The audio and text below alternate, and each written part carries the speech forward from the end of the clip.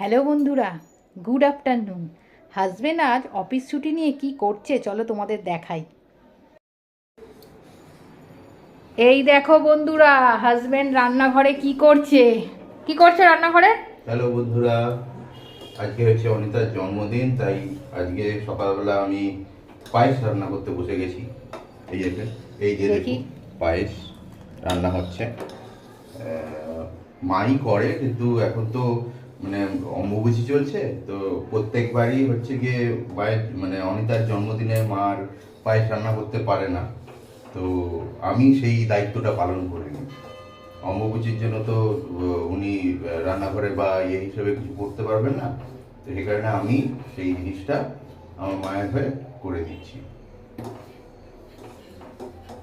যাক বন্ধুরা, দেখো পায়েস এখন হচ্ছে, এখনো হয়নি, সবে চলছে।